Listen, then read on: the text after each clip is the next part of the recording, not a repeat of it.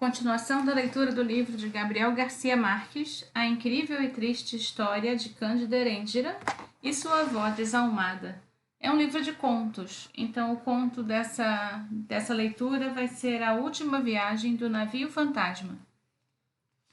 Agora, vão ver quem sou eu, se disse,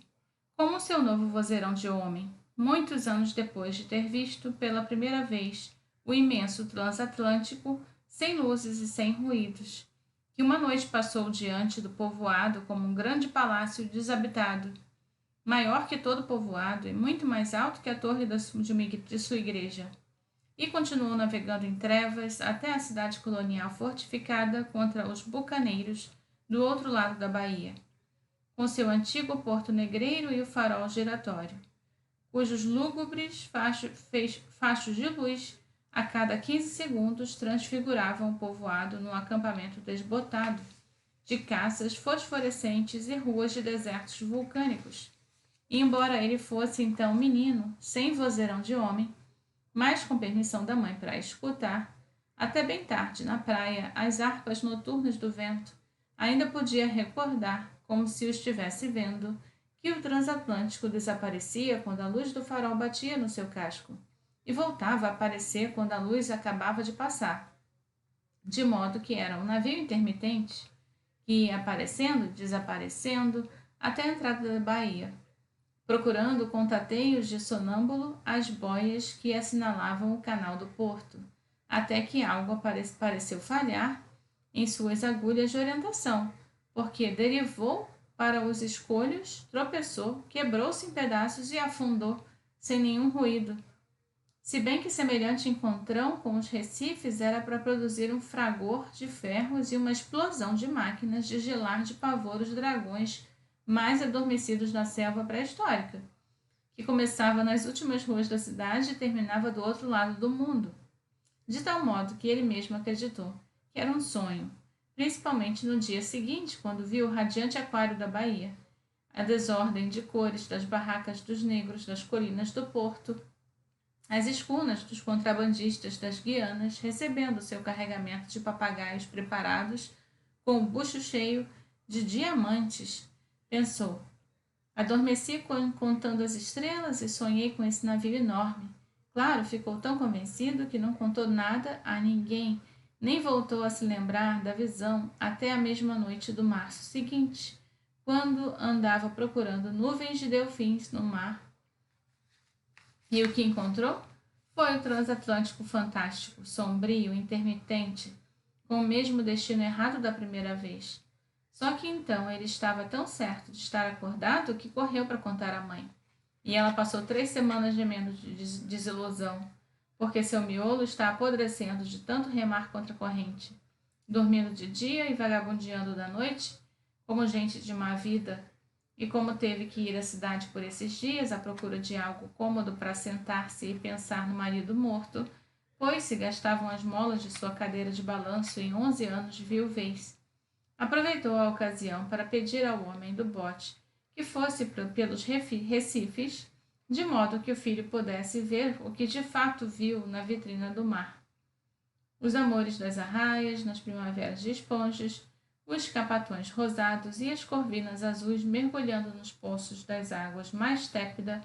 que havia dentro das águas, e até as cabeleiras errantes dos afogados de algum naufrágio colonial,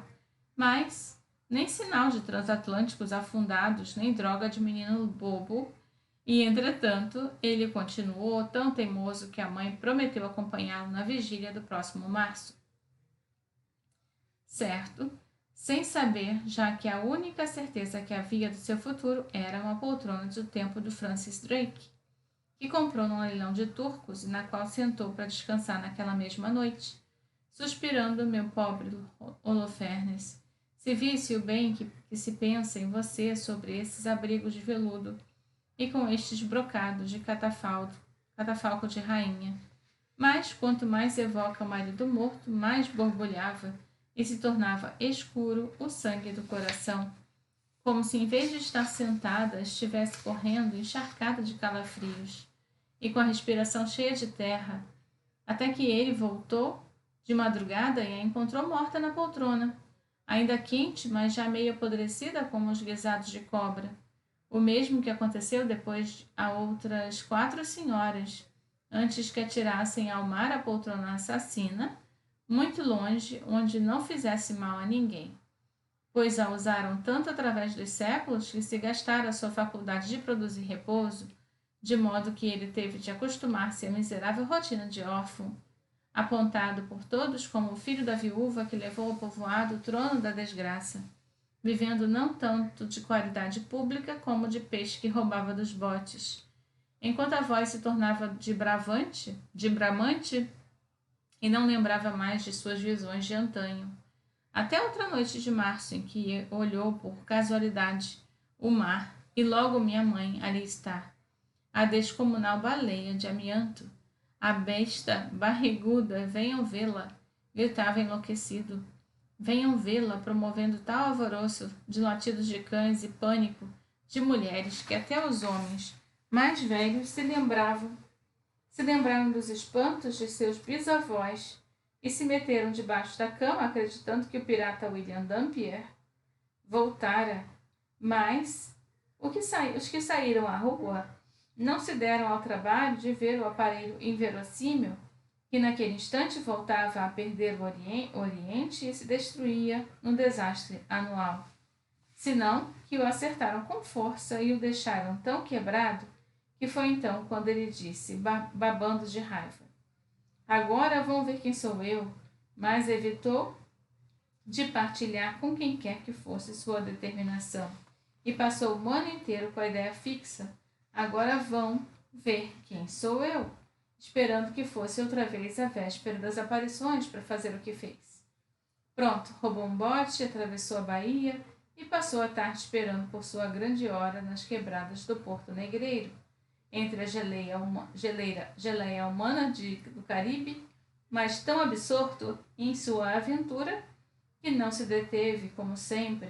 diante das lojas dos hindus para ver os mandarins de marfim talhados no dente inteiro do elefante.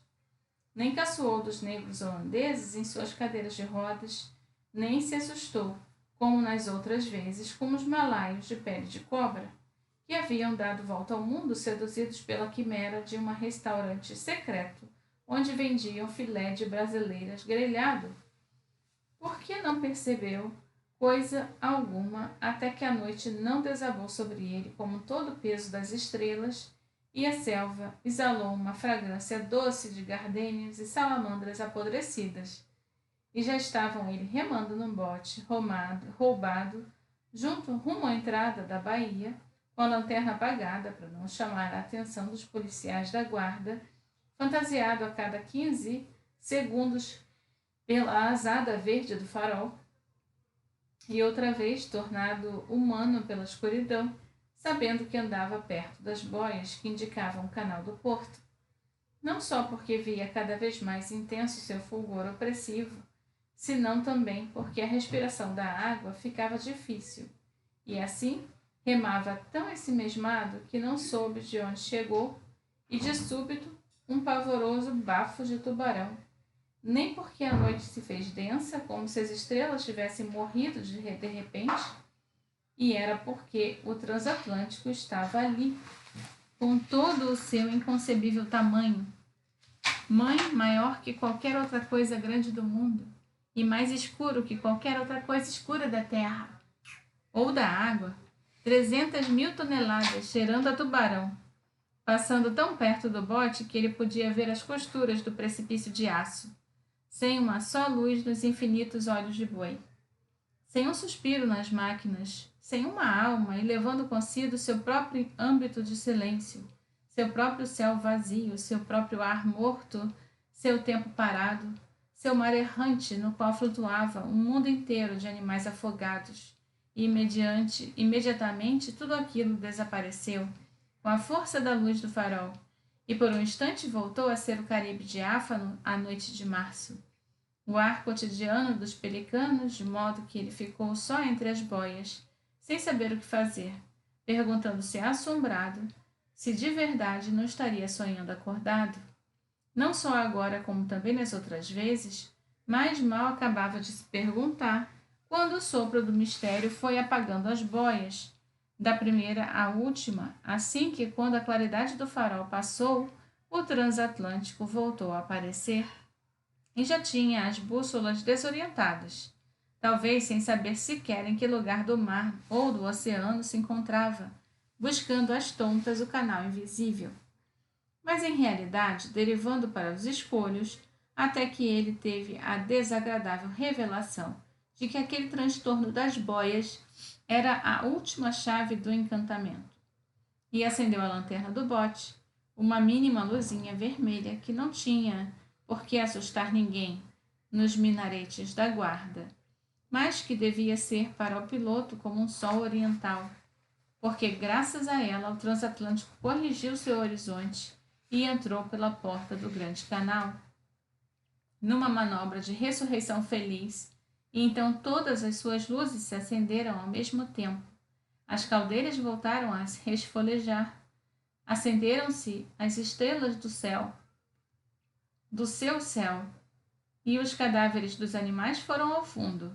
E havia um intrépito de pratos de fragrância de tempero de louro nas cozinhas, e se ouvia um bombardino de orquestra nas cobertas enluaradas,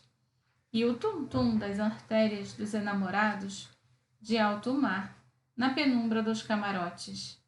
Mas ele levava ainda tanta raiva atrasada que não se deixou aturdir pela emoção, nem amedrontar pelo prodígio, senão que se disse com mais decisão que nunca que agora vão ver quem sou eu. Agora vão ver. E em vez de se pôr de lado para que aquela máquina colossal não embestasse contra ele, começou a remar à frente dela. Porque agora, sim, agora vão saber quem sou eu? E continuou orientando o navio com a sua lanterna, até que esteve tão certo de sua obediência que o obrigou a descorrigir de novo o rumo dos moles. Tirou-o do canal invisível e o levou de cabresto como se fosse um cordeirinho do mar, até as luzes do povoado adormecido, um navio vivo e invulnerável às hostes do farol, que agora não o invibilizavam, mas o tornavam de alumínio e a cada 15 segundos, e ali começavam a se definir as cruzes da igreja, a miséria das casas, a ilusão, e o transatlântico ainda iria atrás dele, seguindo-se com tudo o que levava dentro, seu capitão adormecido do lado do coração, os touros das arenas na neve de suas despensas. O doente solitário em seu hospital, a água órfã de suas cisternas, o piloto irredimido que devia ter confundido os abrolhos com os moles, porque, naquele instante, arrebentou o bramido descomunal da sirena, uma vez que ficou ensopado pelo aguaceiro de vapor que caiu sobre ele. Outra vez, e o bote alheio esteve a ponto de sossobrar, e outra vez, mas já era muito tarde, porque aí estavam os caracóis da margem, as pedras da rua, as portas dos incrédulos, o povoado inteiro iluminado pelas mesmas luzes do transatlântico espavorido, e ele mal teve tempo de se afastar para dar passagem ao cataclismo, gritando em meio à comoção: aí está ele! Aí está ele! Um segundo antes que o tremendo casco de aço esquartejasse a terra e se ouvisse o estropício nítido das 90.500 taças de champanhe que se quebraram, uma depois da outra, da proa à popa, e então se fez luz. E então não era mais a madrugada de março, mas o meio-dia de uma quarta-feira radiante, e ele pôde dar-se o gosto de ver os incrédulos contemplando, com a boca aberta, o maior transatlântico desse mundo e do outro, encalhado diante da igreja, mais branco que tudo, 20 vezes mais alto que a torre e mais ou menos 97 vezes maior que o povoado, com o nome gravado em letras de ferro, Halaxilagh, e ainda gotejando pelos lados as águas antigas e lânguidas dos mares da morte. Bem, terminou aqui. Sigo na próxima leitura. Tchau, tchau.